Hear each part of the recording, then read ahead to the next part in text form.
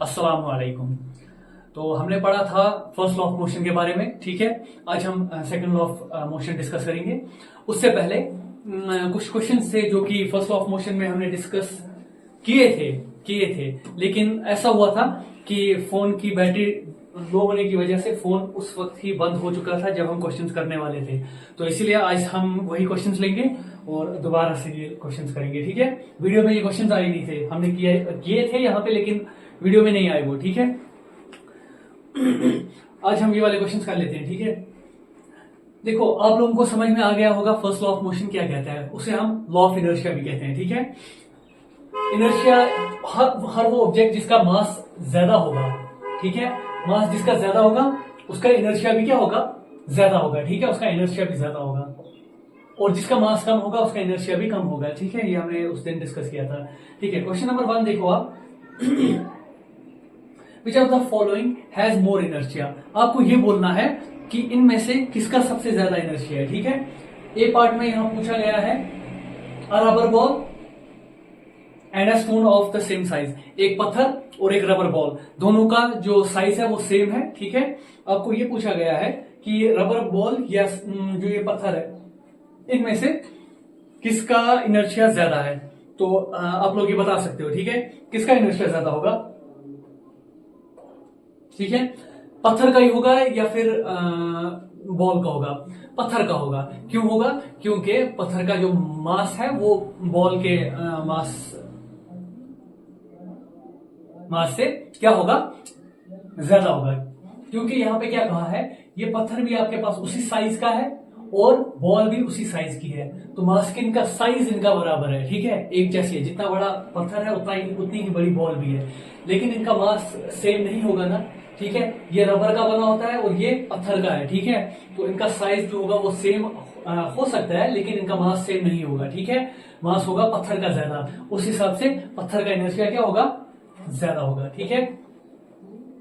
Okay, इसी में B part है अ बाइसिकल और अ ट्रेन। एक बाइसिकल है आपके पास और एक आपके पास ट्रेन है। इन दोनों में से किसका इनर्शिया ज्यादा होगा, जिसका मास ज्यादा होगा, ठीक है। बाइसिकल का मास ट्रेन के मास के मुकाबले बहुत कम होता है, बहुत अगर आप कंपेयर करेंगे बाइसिकल के मास को और ट्रेन के मास को, तो ट्रेन का मास जो है वो सबसे ज्यादा होता है, सबसे वो भारी होती है। इसीलिए हम यहाँ पे क्या कहेंगे कि ट्रेन का इनर्शिया क्या होगा, ज्यादा होगा। यहाँ पे हम लिखेंगे, बस ये पूछ रहा है which of the following has more inertia. पहले वाले का आंसर सिर्फ यही पत्थर का है और दूसरे वाले का आंसर ट्रेन है, ठीक है। सिर्फ ट्रेन ही लिख दो, ज्यादा लिखने की जरूरत नहीं है उसमें। सी पार्ट इसमें पूछा गया है अ 5 rupees coin and a 1 rupee coin. 1 रुपए का कॉइन है और 5 रुपए का कॉइन है। आपने देखे होंगे जो 5 रुपए का कॉइन होता है वो थोड़ा सा 1 रुपए के कॉइन से भारी होता है, ठीक है। उसमें ज्यादा वजन होता है, मास उसमें ज्यादा होता है, ठीक है। ओके, तो उसका मास अगर ज्यादा है तो सीधी सी बात है उसका इनर्शिया भी ज्यादा होगा 5 रुपी कॉइन का, ठीक है। ठीक है, इसमें 5 रुपी कॉइन लिख देना है, 5 rupees coin. Question number 2, in the following example try to identify the number of times the velocity of the ball changes। हाँ, देखो आपके पास एक एग्जाम्पल दी हुई है जिसमें आपको बोलना है कितनी बार बॉल की वेलोसिटी चेंज हुई है। क्या पूछ रहा है, कितनी बार बॉल की वेलोसिटी क्या हुई है, चेंज हुई है, ठीक है। पहले हम देख लेते हैं क्या है ये। A football player kicks a football to another player. देखो आपके पास एक फुटबॉल प्लेयर है जो क्या कर रहा है, किक कर रहा है फुटबॉल को टू अनदर प्लेयर। यहाँ पे कोई दूसरा प्लेयर होगा खड़ा, कहीं पे भी हो सकता है, यहाँ पे हो सकता है, यहाँ पे हो सकता है, हमने यहाँ पे ले लिया, ठीक है। यहाँ पे खड़ा है football player kicks a football to another player. हाँ ठीक है, यहाँ पे ये किक कर रहा है क्या, फुटबॉल को इस प्लेयर के पास, ठीक है। पहुंच गई यहाँ पे। Who kicks the football towards the गोल। अब ये क्या कर रहा है, ये इसको हिट कर रहा है गोल की तरफ। ये मान लो यहाँ पे ये गोल है, ठीक है। यहाँ पे हिट कर रहा है टुवर्ड्स द गोल। अब यहाँ पे क्या हो रहा है, the goalkeeper of the opposite team collects the football. अच्छा, ये सबसे पहले इसको कलेक्ट कर रहा है, पकड़ रहा है बॉल को, इसने रोका, कलेक्ट किया। कलेक्ट करने का मतलब क्या है, बॉल को रोक लिया, ठीक है। And kicks it towards a player of his own team. और यहाँ पे कोई उसकी टीम का, ठीक है, ये हम अपोजिट टीम के हैं इसीलिए हम इनको ऐसे दिखाएंगे ये अपोजिट टीम के हैं, ठीक है। और ये फिर किक कर रहा है इसी फुटबॉल को किसकी तरफ, अपने प्लेयर की तरफ, जो अपनी टीम का उसका प्लेयर है उसकी तरफ, ठीक है। Also identify the agent supplying the force in each case, ठीक है। ट्राई करते हैं इसको। अच्छा नहीं, फिर से देखने की जरूरत पड़ेगी, ठीक है। क्या कह रहा है कि आपके पास फुटबॉल मैच चल रहा है, ठीक है। फुटबॉल मैच में क्या है, उसमें दो टीम्स होती हैं। ये मान लो आप एक टीम के दो प्लेयर की बात कर रहा है और एक ही टीम के दो प्लेयर्स की बात कर रहा है, ठीक है। जिसमें एक गोलकीपर है, ये यहाँ पे गोलकीपर है, ठीक है। जीके गोल, या ऐसे नहीं लिखते हैं फिर इसमें कंफ्यूजन हो जाएगा। गोलकीपर है ये, ठीक है। ये क्या कर रहा है, ये इस टीम का जो प्लेयर है वो किक कर रहा है फुटबॉल को इसके पास, अपने टीम के प्लेयर के पास, ठीक है। अपनी ही टीम के प्लेयर के पास किक कर रहा है। और जो अपनी टीम का, जो इस टीम का प्लेयर है ये, ठीक है, जिसके पास इसने किक की, ये किक कर रहा है बॉल को, गोल करवा रहा है, ठीक है। यानी कि ये गोल करना है इसको, ठीक है। अब ये यहां से किक कर रहा है बॉल, ताकि बॉल गोल हो जाए, ठीक है। गोल करने के लिए इसने यहां से किक किया, यहां से किक किया। अब यहाँ पे क्या है, यहाँ पे गोलकीपर होगा, सीधी सी बात है, अपोजिट टीम का। और ये अपोजिट टीम का गोलकीपर क्या कर रहा है, बॉल को कलेक्ट कर रहा है। ये क्वेश्चन में ही कह रहा है कलेक्ट करना ही यहाँ पे है कि रोक देना है, ठीक है। पहले रोकेगा ना, कलेक्ट करने का क्या मतलब होगा, पहले रोकेगा बॉल को और उसके बाद वो इसको हिट कर रहा है, ठीक है। हिट कर रहा है अपनी टीम के प्लेयर के पास, ठीक है। आपको इसमें बोलना ये है कि इनमें से इस एग्जाम्पल में कितनी बार, identify the number of times the velocity of the ball changes, कितनी बार इस बॉल की वेलोसिटी चेंज हुई है, ठीक है। और आपको ये भी आइडेंटिफाई करना है क्या, agent supplying the force in each case. इन तीनों केसेस, इन जितने भी मतलब जितनी भी यहाँ पे जितनी बार बॉल को यहाँ पे फेंका गया है, इसमें आपको आइडेंटिफाई करना है कि कितनी कौन सी यहाँ पे कौन सा एजेंट है जो फोर्स को सप्लाई कर रहा है, ठीक है। फोर्स, क्योंकि ऑब्जेक्ट को, यहाँ पे ऑब्जेक्ट कौन है, बॉल, इस फुटबॉल, ठीक है। इस फुटबॉल को मूव करने के लिए आपको फोर्स की जरूरत है ना, तो कहां से वो फोर्स आ रहा है, कहने का वो मतलब है, ठीक है। ओके, देखो सबसे पहले क्या है, सबसे पहले ये यहाँ पे प्लेयर खड़ा है, इसने क्या किया, बॉल को हिट किया, बॉल जो थी वो रुकी हुई है, ठीक है। A football player kicks a football to another player, ठीक है। उसके पास बॉल थी, मानो वो रुकी हुई है और वो किक कर रहा है इसको किसकी तरफ, अपनी टीम के प्लेयर की तरफ, ठीक है। ये पहले रेस्ट में थी 0, ठीक है, 0 पे थी। अब ये इसको किक कर रहा है तो यहां से वेलोसिटी चेंज हो रही है, ठीक है। कैसे चेंज होगी, पहले ये 0 पे थी, अब जैसे ये बॉल यहां से अब चलने लगी, क्योंकि यहां से मूव होकर यहां पे पहुंचेगी, तो ये वेलोसिटी v की तरफ चली जाएगी। मान लो, आप मान लो कि इसकी वेलोसिटी v हो गई, ठीक है। दिया हुआ नहीं है ना, इसलिए हम इसको v में ही लेंगे। हमारे पास दिया हुआ नहीं है कि इसकी वेलोसिटी कितनी हो रही है या क्या है। 0 इसलिए पता लग रहा है क्योंकि हम इसको रेस्ट में मान रहे हैं कि बॉल जो है वो रुकी हुई थी, ठीक है। स्टार्ट यहां से किया उसने, प्लेयर ने, तो ये बॉल रुकी हुई थी। अब इसे किक किया v स्पीड से, ठीक है, v वेलोसिटी से, तो यहां पे आ गई, इधर पहुंच गया। अब यहां पे क्या कर रहा है, यहां पे कह रहा है ये प्लेयर जो है इसकी टीम का, ये सिर्फ इसको किक कर रहा है, ठीक है, to another player of his team who kicks the football towards the goal. वो किक कर रहा है बॉल को, ये नहीं कहा कि कलेक्ट किया, जैसे कि गोलकीपर के केस में कह रहा था गोलकीपर ने बॉल को कलेक्ट किया, इसमें नहीं कह रहा है, इसमें नहीं कह रहा है कि इसने कलेक्ट किया बॉल को, ठीक है। आप दोनों केसेस ले सकते हो। देखो पहली चीज आप ये मान लो कि इसने कलेक्ट बॉल को नहीं किया, ठीक है, बिना रोके बॉल को क्या किया, दूसरी तरफ शिफ्ट कर दिया, दूसरी तरफ, दूसरे शिफ्ट कहा मतलब गोल कर दिया, ठीक है, गोल कर दिया इसने। लेकिन वो अलग चीज है कि गोल हुआ नहीं, बॉल रोक ली गई, गोलकीपर ने बॉल को रोक लिया, लेकिन बॉल को इसने क्या किया, एक जगह से दूसरी जगह फिर से इसने इसको किक कर कर दूसरी तरफ बॉल को फेंका। अब यहाँ पे क्या है कि अगर आप ऐसा लेते हैं, ऐसा मान लेते हैं, क्योंकि सवाल में ये दिया हुआ नहीं है कि यहाँ पे जो वेलोसिटी है वो इसने पहले रोका बॉल को, ऐसा नहीं दिया हुआ है कि ऐसा हम नहीं कह सकते हैं कि ये v वेलोसिटी से यहां से आ रहा था, क्योंकि पहले तो 0 थी, फिर उसके बाद v वेलोसिटी से आ रहा था, फिर प्लेयर ने इसको रोक कर वेलोसिटी को 0 कर दिया, ऐसा क्वेश्चन में नहीं कहा। अगर कह देता मान लो आप इसने कह दिया तो वेलोसिटी v से 0 हो गई, तो इसका मतलब वेलोसिटी की चेंज, यहाँ पे वेलोसिटी का चेंज आ रहा है, ठीक है। अब अगर हम ऐसा मान लें, क्योंकि दिया तो नहीं है ना, इसीलिए हम अगर ऐसा मान लें कि v से ही चल रहा है और v से ही, जैसे कि एक तरफ से बॉल आई और इसने सिर्फ उसको पैर से उस गोल का रास्ता दिखा दिया, ठीक है, पैर से गोल का रास्ता दिखा दिया, उसी वेलोसिटी से आई और उसी वेलोसिटी से गई, हम मान लेते हैं, ठीक है। उस केस में भी वेलोसिटी चेंज होगी, क्यों? क्योंकि इसकी डायरेक्शन चेंज हो रही है। वेलोसिटी मैंने कहा था अब आपसे कि वेलोसिटी एक वेक्टर क्वांटिटी है, और वेलोसिटी जो है वो डिपेंड किस पे करता है? डिस्प्लेसमेंट पे। डिस्प्लेसमेंट खुद इस पे डिपेंड करता है, उसकी क्या होती है? डायरेक्शन होती है, ठीक है। मैग्नीट्यूड तो होता ही है वेलोसिटी का भी और डिस्प्लेसमेंट का भी, ठीक है। वेलोसिटी का मैग्नीट्यूड तो होता ही है, ठीक, इसका मैग्नीट्यूड भी होता है, और साथ ही साथ इसकी डायरेक्शन भी होती है, ठीक है, डायरेक्शन भी होती है। अब इसमें क्या है, जैसे हमने वो सर्कुलर मोशन पढ़ा था पहले वाले चैप्टर में, उसमें आपने देखा था जैसे ही सर्कुलर मोशन में कोई भी पॉइंट आप ले लो, अगर ऑब्जेक्ट जो है ये ऐसे चल रहा है, ऐसे घूम रहा है, फिर इसको असल में जाना कहाँ है? इस साइड में, क्योंकि यहां से इसको जो इसका एक्चुअल पॉइंट है, जो इसकी असली डायरेक्शन है, वो तो इसी स्ट्रेट लाइन में ही ट्रेवल करेगी ना, ठीक है। लेकिन होता क्या है कि सर्कुलर मोशन की वजह से ये थोड़ा सा अपनी डायरेक्शन बदल लेता है, ठीक है। तो वहां पे हमने कहा था कि कंटिन्यूअसली वहां पे एक्सेलरेट होता रहता है ऑब्जेक्ट। एक्सेलरेशन किसे कहते हैं? चेंज ऑफ वेलोसिटी, ठीक है, rate of change of velocity. तो वेलोसिटी का चेंज होना टाइम के साथ, उसी को तो एक्सेलरेशन कहते हैं। यहाँ पे वेलोसिटी कैसे चेंज हो रही है? डायरेक्शन की चेंज होने की वजह से। वही बात यहाँ पे भी हो रही है। अगर यहाँ पे आप वेलोसिटी को v भी लेते हो, तब भी डायरेक्शन चेंज हो रही है। कह सकते हैं हम कि वेलोसिटी चेंज हो रही है। इसका मतलब ये v से v नहीं, v से v डैश जाएगा। v डैश हमने खुद नाम रखा, ठीक है, ओके।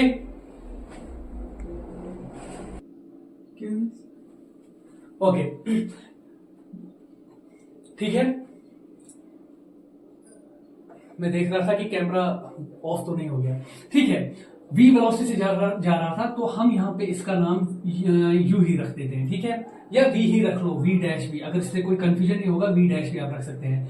डैश सिर्फ क्या दिखा रहा है? ये इसको हम v से अलग कर रहे हैं, बस, और कुछ नहीं। डैश का कुछ और मतलब नहीं है, ठीक है। आपको अगर ये अच्छा नहीं लग रहा है, आप इसकी जगह पे कुछ और u लिख सकते हैं, या v इसकी जगह पे v1 और इसको v2 लिख सकते हैं। आपकी अपनी मर्जी है, ठीक है, ये आप तक है, आप क्या नाम रखेंगे। तो वेलोसिटी चेंज हो रही है, क्यों चेंज हो रही है? क्योंकि आप डायरेक्शन को चेंज कर रहे हैं, ठीक है, ओके। यहाँ पे क्या कर रहा है? यहाँ पे ये बॉल को रोक रहा है गोलकीपर, और वेलोसिटी 0 कर रहा है, ठीक है। वेलोसिटी यहाँ पे भी चेंज हो रही है, ठीक है। बॉल को रोक रहा है, कलेक्ट कर रहा है, क्वेश्चन में कह रहा है कलेक्ट कर रहा है, और उसके बाद ये इस प्लेयर की तरफ फेंक रहा है, ठीक है। अब आपको ये बताना है, क्योंकि इस प्लेयर का नहीं कहा है कि ये क्या कर रहा है, कलेक्ट कर रहा है इसको या नहीं कर रहा है, इसके बारे में हमें कोई इन्फॉर्मेशन नहीं है, ठीक है। एक से तो player of his own team, अभी तक कोई इन्फॉर्मेशन नहीं है, ठीक है। अब हमें बोलना है कि इस गेम के दौरान, इस प्रोसेस के दौरान, जितने टाइम में इसने यहां से बॉल फेंकी थी, इसमें कितनी बार वेलोसिटी चेंज हो रही है, ठीक है। बोलो, सबसे पहले यहां पे वेलोसिटी चेंज हो रही है? हाँ, हो रही है, क्योंकि पहले यहां वेलोसिटी हमने 0 ली थी, और अब ये वेलोसिटी कहां जा रही है? v पे जा रही है। पहले 0 थी, बॉल रुकी हुई थी, वेलोसिटी 0 थी। अब इसकी वेलोसिटी कुछ होगी, कैसे इसकी वेलोसिटी होगी? क्योंकि जो प्लेयर है वो किक करेगा बॉल को, तो वेलोसिटी आ गई। ये पहला वाला चेंज आ गया, ठीक है। अब दूसरा वाला चेंज देखो, यहाँ पे इसने बॉल को क्या किया, चाहे इसकी डायरेक्शन बदल दी या इसकी स्पीड में कुछ चेंज लाया इसने, ठीक है। तो वो हो गया कि इसका वेलोसिटी चेंज हो रहा है, तो वेलोसिटी यहाँ पे भी चेंज हो रही है, ठीक है। वेलोसिटी चेंज हो रही है, ठीक है। ऐसे लिख लेते हैं, velocity changes when the player hits the, या हिट की जगह पे किक ही लिख लेते हैं, player kicks the football towards his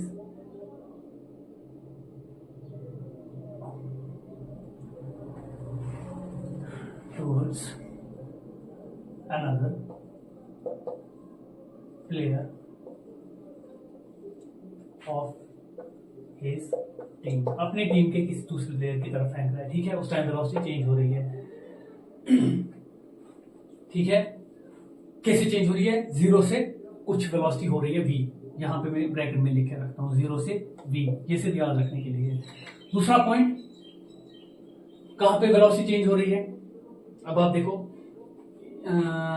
यहां पे हो रही है, यहां पे हो रही है, क्योंकि अगर आप ऐसा मान लेते हैं कि वेलोसिटी यहां पे ये चेंज नहीं कर रहा है, मतलब इसका मैग्नीट्यूड चेंज नहीं कर रहा है, जिस वेलोसिटी से आई थी, जिस मैग्नीट्यूड से आ रहा था, उसी मैग्नीट्यूड से इसने इसको बॉल को इसकी तरफ पास कर दिया, ठीक है, बगैर रोके इसने यहां पास कर दिया, लेकिन डायरेक्शन चेंज हो रही है, इसका मतलब वेलोसिटी चेंज होगी। अब अगर डायरेक्शन चेंज ना हो, मैग्नीट्यूड हो रहा हो चेंज, ठीक है, तब भी तो वेलोसिटी चेंज होगी, इसका मतलब यहां पे भी वेलोसिटी चेंज हो रही है, ठीक है।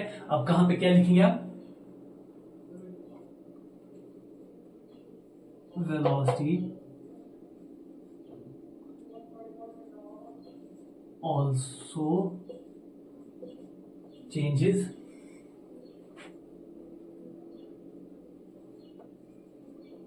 when the another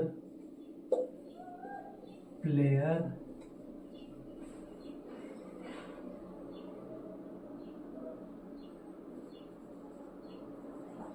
kicks the football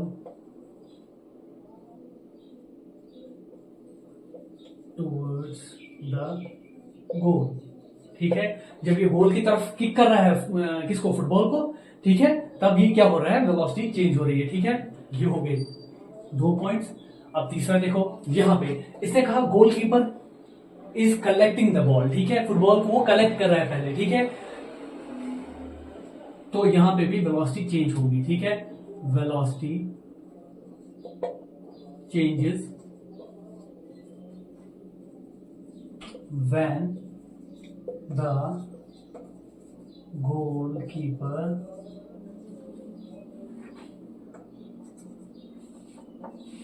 collects the football, ठीक है।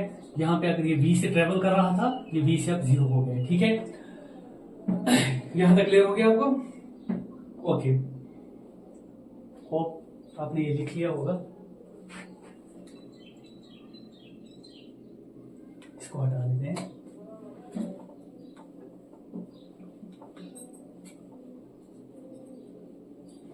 ठीक है, अब वेलोसिटी यहां से 0 हो गई, क्योंकि रोका ना बॉल को, ठीक है, वेलोसिटी 0 हो गई।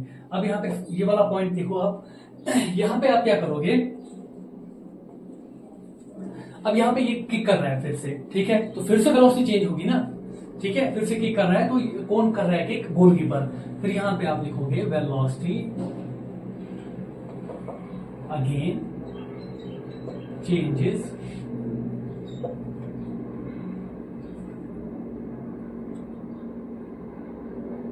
when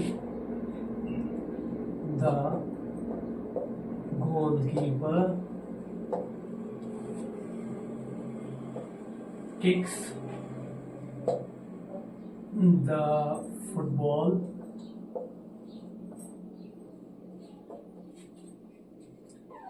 towards the player of his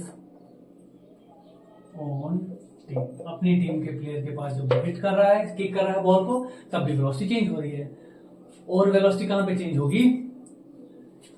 इसके बारे में कहा नहीं इन्होंने, कोई क्वेश्चन में ये कहा नहीं है इन्होंने कि ये वाला प्लेयर क्या कर रहा है, बॉल को रोक रहा है या और कहीं पास कर रहा है, हमें कोई पता नहीं है इसके बारे में, ठीक है। The goalkeeper of the opposite team collects the football and kicks it towards a player of his own team, तो हमें इसके बारे में कोई इन्फॉर्मेशन नहीं है। आगे इसने बॉल कहां पास की पास नहीं की या रोक दी, क्या किया, उसके बारे में हमें कोई इन्फॉर्मेशन नहीं है, तो हम कह ही नहीं सकते कि उसके बाद वेलोसिटी का क्या हुआ होगा, ठीक है, चेंज हुई या नहीं हुई। तो बस फिर यही 4 जगह होंगी जहां पे वेलोसिटी चेंज हो रही है, ठीक है। ओके, ठीक है, लिख लो आप, ठीक है, आप आगे बढ़ते हैं।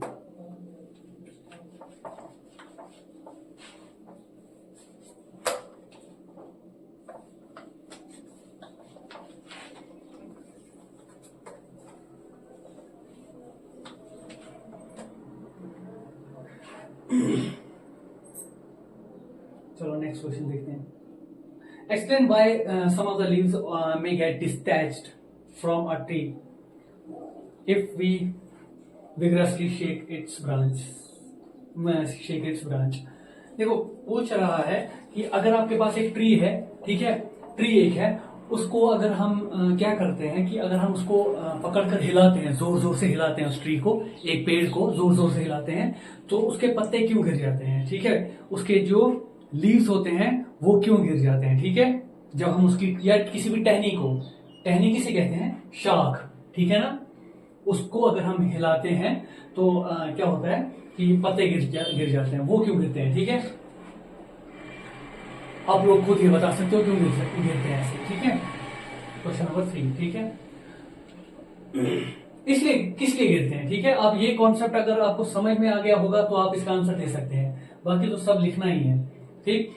क्यों गिरते हैं, आप सबसे पहले क्या करोगे, उसको हिलाओगे, देखो जो आपके पास लीव्स होते हैं वो किस में होंगे, रेस्ट में होंगे या मोशन में होंगे, सीधी सी बात है वो रेस्ट में होंगे, जब आप नहीं हिला रहे थे रेस्ट में थे, तो आप अचानक से जब आप उसको हिलाने लगेंगे, हिलाएंगे आप, उससे क्या होगा, जो भी उस पे लीव्स होंगे, ठीक है, लीव्स होंगी ना, वो क्या करेंगी, वो मोशन में आ जाएंगी, ठीक है, आपके हिलाने से क्या होगा कि आप उसको हिला रहे हैं, लेकिन ऑलरेडी लीव्स थी किसमें, रेस्ट में थी ना, मोशन में नहीं थी, लेकिन आप मोशन में ला रहे हैं किसको, ट्री को, तो क्या होगा कि इनर्शिया की वजह से लीव्स रेस्ट में ही रहना पसंद करेंगी, लेकिन आप तो हिला रहे हैं, आप तो उसको मोशन में लाने की कोशिश कर रहे हैं, तो आपने एक तरफ जैसे ही ट्री को किया, देखो ऐसे हिलाओगे ना ट्री को, तो आपने जैसे ऐसे किया तो उसमें क्या होगा कि ट्री जो यहाँ पे लीव्स होंगी ना, ठीक है, इनर्शिया की वजह से वो रेस्ट में रहना चाहेंगे ना, तो आगे की तरफ जब कोई चीज जाती है तो हम जैसे हम बस में बैठे रहते हैं, आगे की तरफ जैसे ही बस जाती है हम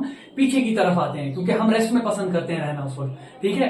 तो यहाँ पे क्या है, जो ये लीव्स हैं, आप आगे की तरफ ट्री को धक्का दोगे, ये लीव्स पीछे की तरफ आएंगी, आप पीछे की तरफ यहाँ अपनी तरफ खींचोगे इसको ट्री को, तो लीव्स उस तरफ जाएंगी, तो इससे क्या होगा, इससे ये इनर्शिया जो है, ये इनर्शिया इसको आगे मोशन में नहीं आने देता है, पहले ही नहीं आने देता है, पहले ये क्या करता है, ये खुद कोशिश करता है कि ये रेस्ट में ही रहे।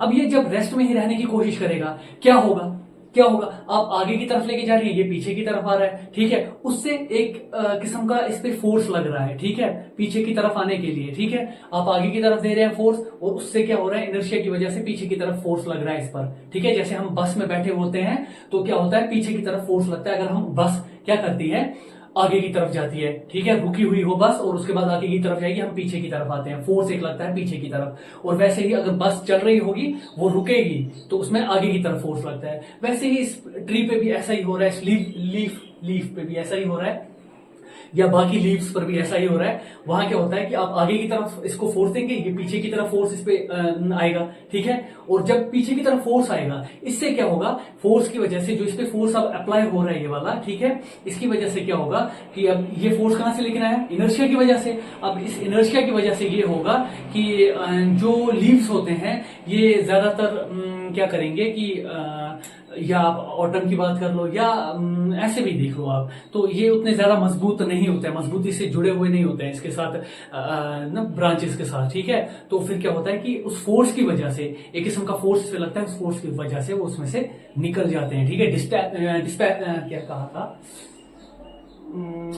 डिटैच हो जाते हैं, ओके ओके, तो ये उसमें से निकल जाते हैं, ठीक है, कैसे निकलते हैं, आप जब फोर्स अप्लाई करते हैं उसकी वजह से लीव बाहर की तरफ आ जाता है, क्योंकि उस पर एक अपोजिट फोर्स लगता है, ठीक है, आप इधर को धक्का देंगे तो इधर इस साइड में फोर्स लगेगा, वो फोर्स कहां से आता है, इनर्शिया से आता है, ठीक है।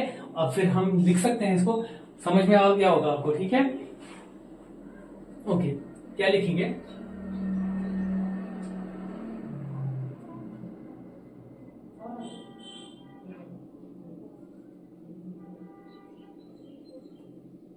ठीक है, हम लिखेंगे when we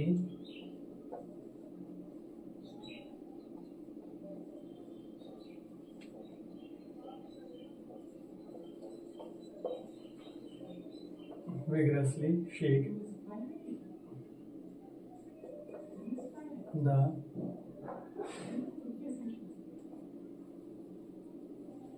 branch of a tree, the leaves get detached because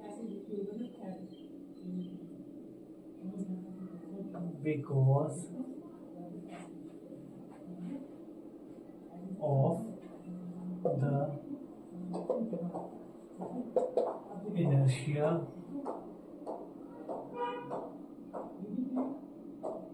of rest of the leaves, because of the inertia of rest of the leaves। ठीक है, किसकी वजह से? Inertia of rest. ठीक है, जो लीव्स का इनर्शिया ऑफ रेस्ट है उसकी वजह से क्या होगा, उसमें से वो डिटैच हो जाएंगे। ठीक है, अब इसको एक और तरीके से भी लिख सकते हैं। अगर आप पूरा लिखना चाहें तो ऐसे भी लिख सकते हैं, ये तो शॉर्ट में ऐसा भी लिख सकते हैं आप। एक और तरीका भी है, gets detach,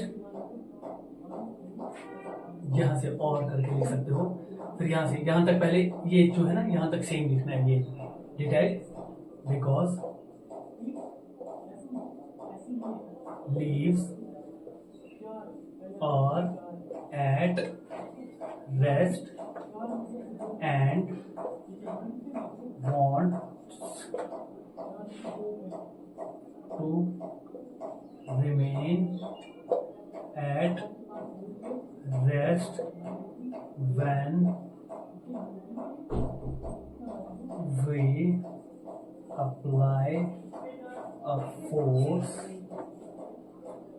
on a tree। ठीक,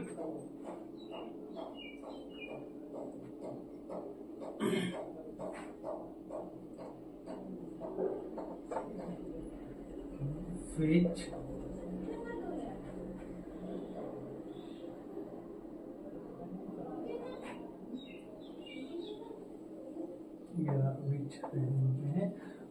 apply force on a tree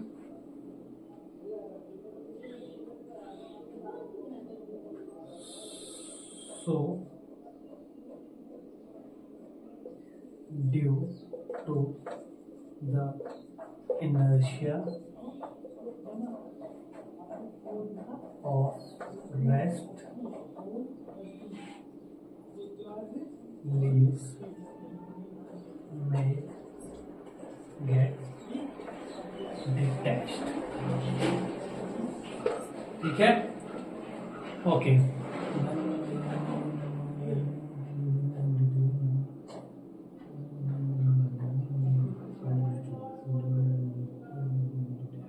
हाँ ठीक है, ओके, ये भी लिख सकते हैं आप। उसके बाद एक और क्वेश्चन है, why do you fall in the forward direction when a moving बस ब्रेक्स ऑन स्टॉप। ठीक है, स्टॉप पर ब्रेक लगाने के टाइम पर आप आगे की तरफ बस में क्यों जाते हैं? ठीक है, एंड फॉल बैकवर्ड्स, और पीछे की तरफ क्यों आते हैं? When it accelerates from rest, जब रुकी हुई बस एक्सेलरेट करती है। ठीक है, ये क्वेश्चन नंबर 4 आपको होमवर्क है, ये आप खुद करेंगे। ठीक है, और अगर फिर भी ना आए तो फिर आप पूछ सकते हैं। ठीक है, अब हमें पढ़ना है सेकंड लॉ ऑफ मोशन। ठीक है, जो कि आज का टॉपिक है हमारा सेकंड लॉ ऑफ मोशन। देखो, फर्स्ट लॉ ऑफ मोशन क्या था? फर्स्ट लॉ ऑफ मोशन में हमने क्या पढ़ा था?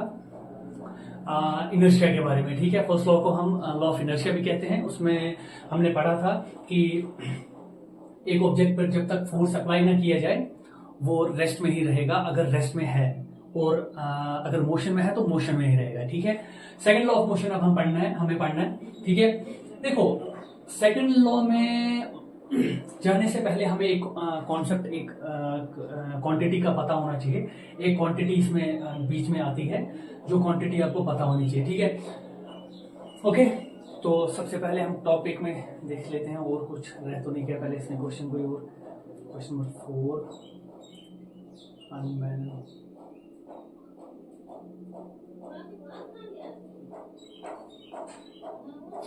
हाँ ठीक है,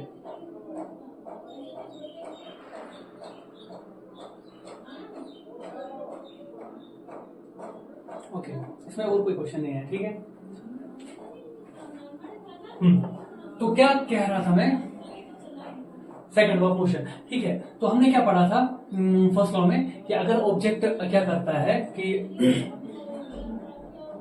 ऑब्जेक्ट रेस्ट में है तो अगर हम इस पर कोई फोर्स अप्लाई करते हैं तो ये फिर मोशन में आ जाता है, ठीक है। फोर्स अप्लाई करने पर मोशन में आ जाता है। हम उस वक्त कहते हैं कि जो ये ऑब्जेक्ट है ये मोशन में आ गया, ठीक है। ओके, तो ये एफ क्या करता है, इससे हम जो रेस्ट वाला ऑब्जेक्ट होगा, ठीक है, वो रेस्ट में ही रहेगा अगर हम इस पर फोर्स अप्लाई ना करें, ठीक है। रेस्ट वाला रेस्ट पर ही रहेगा अगर फोर्स अप्लाई ना करें। जब हम फोर्स अप्लाई करते हैं उससे क्या होगा, ये आगे की तरफ जाएगा, लेकिन एक्चुअल में इसका स्टेट क्या था, रेस्ट वाला, तो ये रेस्ट में ही रहना पसंद करेगा, ठीक है। ये इसमें रहना पसंद करेगा जिसको हम इनर्शिया कहते हैं। अगर ऑलरेडी मोशन में होगा और उसके बाद हम इस पर कोई फोर्स अप्लाई कर रहे हैं तो ये क्या है, यहाँ पे ये मोशन में ऑलरेडी होगा और फोर्स अप्लाई कर रहे हैं इस डायरेक्शन में। देखो ये इस डायरेक्शन में जा रहा था, इस डायरेक्शन में हम इसको फोर्स अप्लाई कर रहे हैं, ठीक है, दे रहे हैं फोर्स। तो ये यहाँ पे क्या हो जाएगा, ऑलरेडी मोशन में था तो यहाँ पे इसको रोकने के लिए फोर्स की जरूरत पड़ेगी। यहाँ पे ये थोड़ा सा रुकने के बाद थोड़ा सा आगे जाएगा, जो किसकी वजह से होगा, इनर्शिया ऑफ मोशन की वजह से, ठीक है। ओके, सेकेंड लॉ में हमें एक क्वांटिटी के बारे में पढ़ना है, सुना भी होगा आपने, उसे हम कहते हैं मोमेंटम, ठीक है। उससे पहले हम थोड़ा सा डिस्कस कर लेते हैं कुछ चीजों के बारे में। मुझे एक बात बोलो, हमने पढ़ा हर ऑब्जेक्ट को मूव करने के लिए उसमें फोर्स लगता है, ठीक है, फोर्स चाहिए, जरूरी चाहिए। मुझे ये बोलो आप कि अगर कोई ऑब्जेक्ट हो जो सडनली वेलोसिटी को चेंज करे, ठीक है, आपके पास एक कार है, ठीक है, और ये कार v वेलोसिटी से चल रही है, ठीक है। अब क्या हो रहा है, v नहीं u मान लेते हैं, ठीक है, u वेलोसिटी से चल रही है, इस पॉइंट पे पहुंची तो इसने क्या किया, एक्सेलरेट किया। एक्सेलरेट समझ में आ रहा है ना, एक्सेलरेट मतलब है वेलोसिटी को क्या किया, चेंज किया। वेलोसिटी को चेंज ऐसे किया, एक्सेलरेट ऐसे किया कि जो अब वेलोसिटी हो गई वो इस पहली वाली वेलोसिटी से ज्यादा है। समझ रहे हो? देखो ऐसे आपको मैं एग्जांपल देता हूं, फिर हम जनरल केस देखेंगे। अगर ये 5 मीटर पर सेकंड की स्पीड से चल रही है, वेलोसिटी से 5 मीटर पर सेकंड, और इसकी अब हो रही है वेलोसिटी 10 मीटर पर सेकंड, ठीक है, तो इसमें चेंज आया, बिल्कुल आया। चेंज कैसे हम करते हैं, निकालते हैं, फाइनल माइनस इनिशियल, ठीक है। इसी को तो v लिखते हैं हम, जो फाइनल होता है, फाइनल वेलोसिटी, और ये इनिशियल वेलोसिटी u लिखते हैं ना। ऐसे ही हमने किया था ना इक्वेशंस ऑफ मोशन, जब हमने निकाली थी तो ये फॉर्मूला भी निकाली थी ना, याद होगा आप लोगों को, ठीक है। ये वाली फॉर्मूला भी हमने वहां पे निकाली थी। तो इसमें ये v है फाइनल वेलोसिटी, ये है इनिशियल वेलोसिटी, और है ये टाइम जिस टाइम में ये वाली वेलोसिटी अटेन की गई, ठीक है। इनिशियल वेलोसिटी से फाइनल वेलोसिटी में जाने के लिए जितना टाइम उसको लगा, ये वो वाला टाइम है, ठीक है। तो यहां से यहां तक जाने में इसको कितनी वेलोसिटी, कितनी चेंज आ रही है, वेलोसिटी में चेंज कितनी आ रही है, वेलोसिटी में चेंज आ रही है v माइनस u। वेलोसिटी में ये एक्सेलरेशन है, ठीक है। मैं सिर्फ वेलोसिटी की चेंज कह रहा हूं। वेलोसिटी में कितनी चेंज आई, टोटल वेलोसिटी फाइनल यहां तक माइनस इनिशियल जितनी पे ये चल रहा था, तो वो हो जाता है 10 माइनस 5, वो है 5 मीटर पर सेकंड, ठीक है। 5 मीटर पर सेकंड का चेंज आया, वेलोसिटी में चेंज आया, ठीक है। अब मुझे ये बोलो वेलोसिटी में चेंज कब आएगा। हमने पढ़ा था फर्स्ट लॉ में, अगर वेलोसिटी में चेंज आ रहा है इसका मतलब ऑब्जेक्ट पर कोई फोर्स एक्ट कर रहा है, कोई फोर्स ऑब्जेक्ट पर लग रहा है। अगर फोर्स ऑब्जेक्ट पे नहीं लगेगा उसमें कोई वेलोसिटी में चेंज नहीं आएगी। देखो ये ऑब्जेक्ट मान लो रुका हुआ है, वेलोसिटी कितनी है, इनिशियल वेलोसिटी कितनी है, 0, रुका हुआ है ना, कोई वेलोसिटी नहीं है, हिल ही नहीं रहा है अपनी जगह से, ठीक है। अब यहाँ पे क्या कर रहे हैं आप इस पर कोई फोर्स नहीं लगा रहे हैं, ठीक है। और फिर 15 मिनट के बाद देखेंगे, टाइम तो चल रहा है ना, टाइम चलेगा ना, ठीक है, या 15 मिनट के बाद या आधे घंटे के बाद आप देखेंगे फाइनल वेलोसिटी कितनी होगी, कोई फोर्स ही नहीं लग रहा है, ऑब्वियसली 0 होगी। इसमें फोर्स नहीं लग रहा है, ना ये आगे जा रहा है, ना पीछे जा रहा है, ना ऊपर ना नीचे, ना राइट ना लेफ्ट, ठीक है, दाएं बाएं कहीं नहीं जा रहा है, तो इसकी वेलोसिटी 0 ही होगी, ठीक है। उस टाइम भी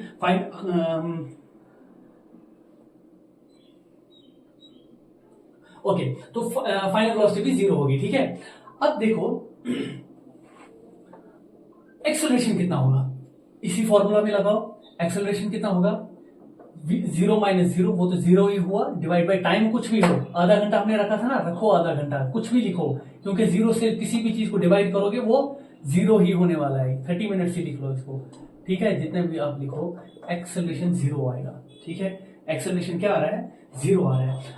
देखो एक्सेलरेशन 0 आ रहा है, ठीक है, हमें एक्सेलरेशन से अभी कोई मतलब नहीं था, वेलोसिटी में कोई चेंज नहीं आई, इस पे कोई फोर्स नहीं लग रहा है, वेलोसिटी में कोई चेंज नहीं आई।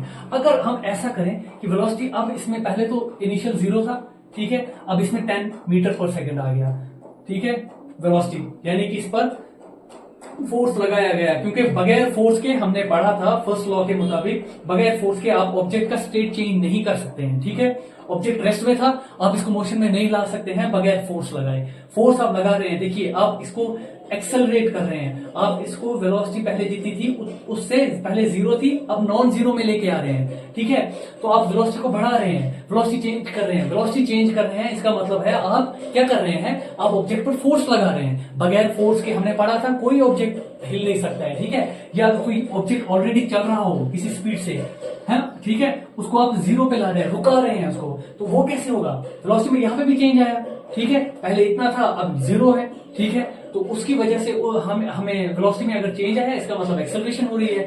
लेकिन हम ये भी कह रहे हैं साथ साथ कि ऑब्जेक्ट पे फोर्स लग रहा है, जब तक फोर्स ना लगे एक चलता हुआ ऑब्जेक्ट रुक नहीं सकता। ठीक है, ऐसा नहीं हो सकता। ठीक है, यहां तक क्लियर हो गया। ओके, अब ये आपने देख लिया वेलोसिटी में चेंज आने का मतलब है फोर्स लगना। ठीक है, ठीक है, यहां तक समझ में आ गया। अब मुझे ये बोलो, वेलोसिटी में ये तो चीज आपको समझ में आ गई। ठीक है, वेलोसिटी में चेंज आ रहा है यहाँ पे, और वेलोसिटी में चेंज आने की वजह से फोर्स लग रहा है। ठीक है, यहां तक समझ में आ गया। अब मुझे ये बोलो, अगर आपके पास ऑब्जेक्ट है जिसका मास है m, ठीक है, और ऑब्जेक्ट एक है आपके पास जिसकी वेलोसिटी है v।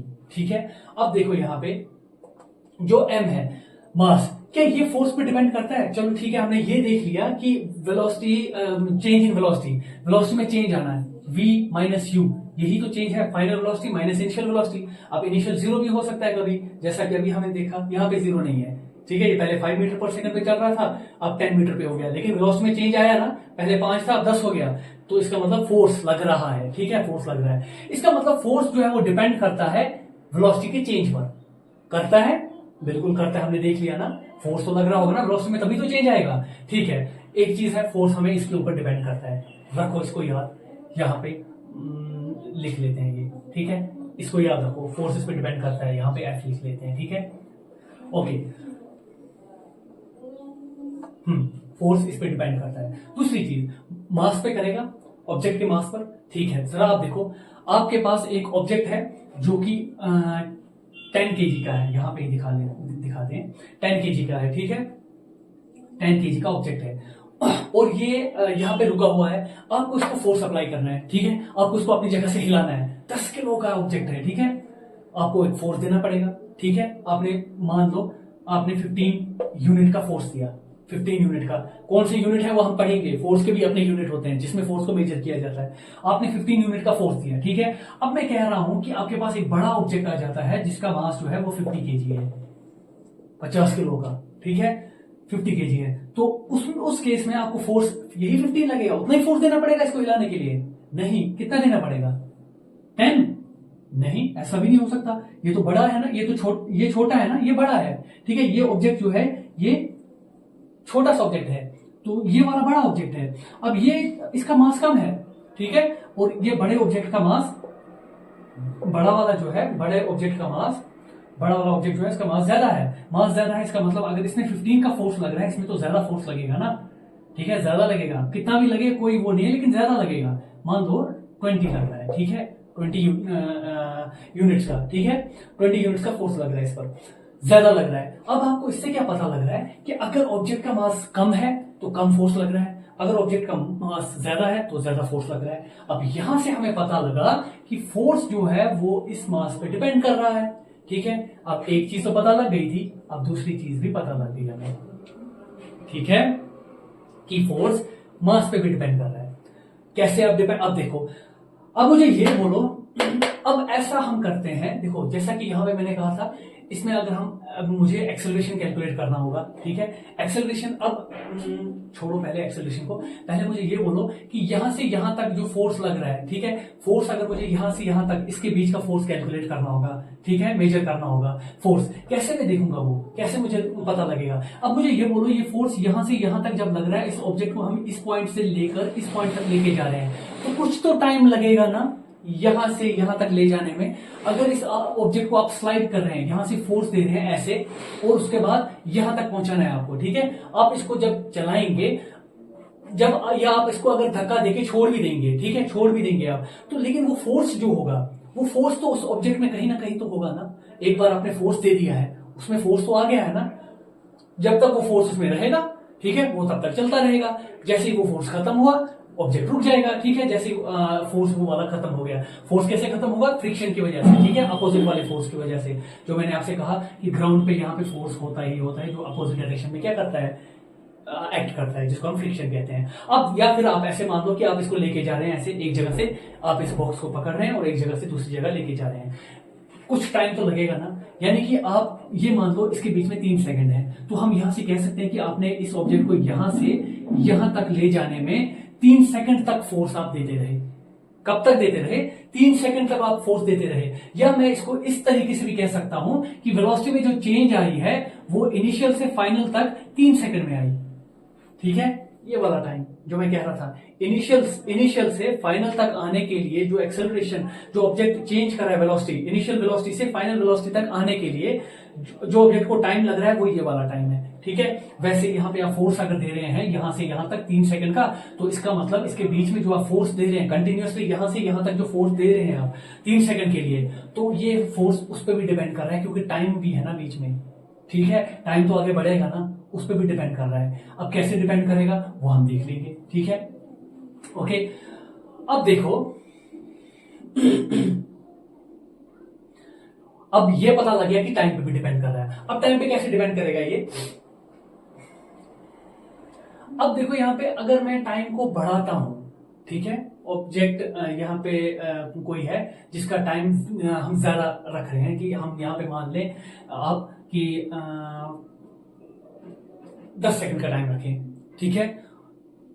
या ठीक है, हम ऐसे लिख लेते हैं। देखो आपको पता है एक्सेलरेशन किसके बराबर है, v minus u divided by time taken. ये है change in velocity with respect to time, ठीक है, change in velocity in unit time, एक यूनिट टाइम में वेलोसिटी में कितना चेंज आया। अब यहां पे ऐसे आपको समझ में आएगा ये। अब यहां पे देखो चेंज कितना आ रहा है, यह फाइनल वेलोसिटी, यह माइनस इनिशियल वेलोसिटी, लेकिन किसी टाइम में ही आ रहा है ना, पर यूनिट टाइम, किसी यूनिट टाइम में। यूनिट टाइम का मतलब है कि 1 सेकंड हो, 1 मिनट हो, या 1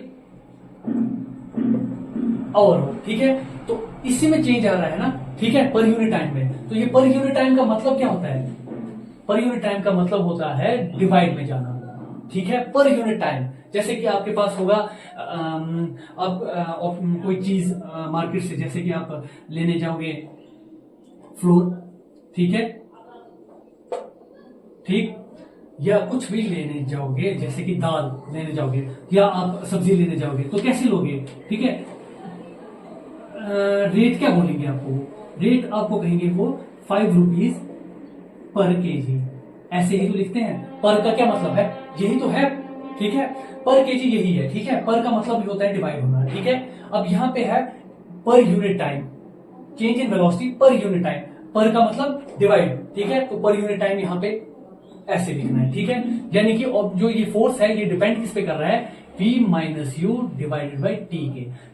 ये वाली चेंज इन वेलोसिटी, ठीक है, चेंज इन वेलोसिटी में तो कर ही रहा था, क्योंकि जब तक वेलोसिटी में चेंज नहीं आएगी फोर्स नहीं लग रहा है, ठीक है। टाइम भी उसी टाइम में, जो टाइम इसमें लग रहा है इस वेलोसिटी को चेंज करने में, ये वो वाला टाइम है। तो ये फोर्स जो है ये इस पर डायरेक्टली डिपेंड करता है, ठीक है, डायरेक्टली डिपेंड करता है। इसको प्रोपोर्शनलिटी साइन कहते हैं। क्या कहते हैं, प्रोपोर्शनलिटी साइन। देखो इसको हटा देते हैं, आई होप कि समझ में आ रहा होगा। देखो इसको कहते हैं प्रोपोर्शनलिटी साइन। प्रोपोर्शनलिटी साइन का मतलब होता है कि ये इस चीज पर डायरेक्ट डिपेंड कर रहा है, ठीक है।